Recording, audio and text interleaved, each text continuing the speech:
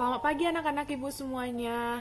Semoga kalian selalu sehat dan selalu semangat untuk mengikuti pelajaran kita pada pagi hari ini.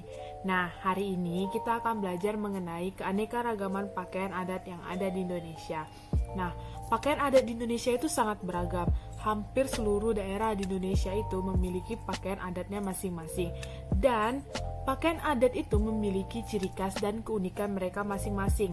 Hal inilah yang membuat pakaian adat di Indonesia itu sangat beragam. Perbedaan geografis di Indonesia juga mempengaruhi keanekaragaman pakaian adat. Pakaian adat biasanya digunakan dalam upacara adat atau pernikahan. Nah, sekarang kita juga bisa menggunakan pakaian adat pada hari-hari tertentu atau acara tertentu. Misalnya pada 17 Agustus, Sumpah Pemuda, atau hari lahirnya Pancasila. Kita bisa menggunakan pakaian adat untuk melihatkan keberagaman kita di Indonesia.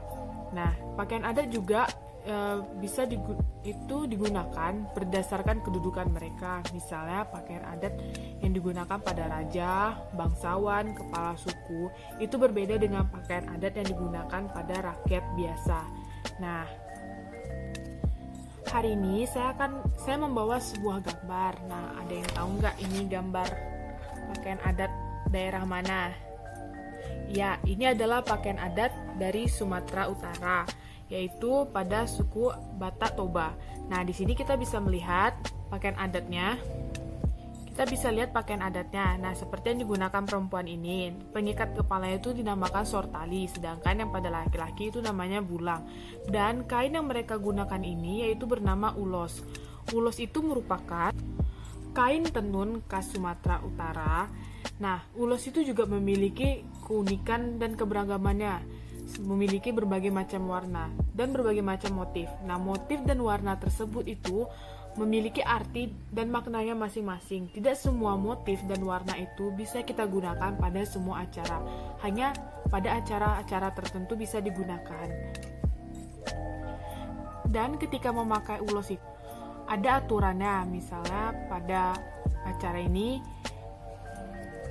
kedudukan kamu sebagai apa? Misalnya dalam keluarga itu, misalnya untuk opung atau tulang itu berbeda ulosnya. Nah, terus kita juga bisa melihat nama-nama pakaian adat pada buku kalian di tabel 2.2. Nah, dalam tabel tersebut itu baru beberapa pakaian, masih banyak lagi pakaian adat yang ada di Indonesia. Nah, selanjutnya Ibu akan memberikan kalian tugas. Nah, di bawah itu ada tugas, yaitu tuliskan keunikan dari pakaian adat masing-masing pada gambar di buku tersebut. Nah, sekarang Ibu akan membentuk kelompok untuk mengerjakannya. Kelompoknya yaitu teman sebangku kalian dan teman yang duduk di depan atau di belakang kalian. Setelah itu, kalian diskusikan keunikan dari pakaian adat pada gambar tersebut di kertas lembar. Setelah kalian selesai diskusi, kalian kumpulkan kertasnya di meja saya. Nah, dari gambar-gambar yang kita lihat tadi, tentu saja pakaian adat di setiap gambar itu memiliki keunikannya. Tentu saja keunikan setiap pakaian adat itu berbeda satu dengan yang lainnya. Maka dari itu pakaian adat di Indonesia itu sangat beragam. Nah, selanjutnya kalian bisa baca pada bacaan di buku tentang keunikan pakaian adat wanita Minangkabau. Nah, kita bisa lihat di situ terdapat banyak aksesoris yang digunakan, dan aksesoris tersebut memiliki nama dan maknanya masing-masing ketika digunakan. Nah, saya harap kalian selalu bisa menjaga keberagaman pakaian adat yang ada di Indonesia. Kalian juga harus bisa melestarikan pakaian adat, setidaknya pakaian adat di daerah kalian atau suku kalian masing-masing, agar generasi selanjutnya itu bisa mengetahui tentang keberagaman pakaian adat yang ada di daerah di Indonesia.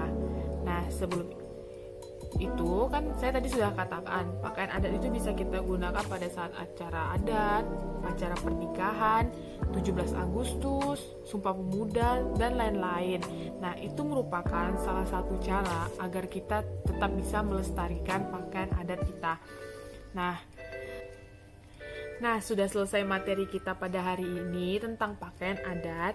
Semoga apa yang kita pelajari ini bisa bermanfaat bagi kita semua dan kalian selalu bisa melestarikan pakaian adat tersebut dan bangga akan keanekaragaman pakaian adat kita sendiri.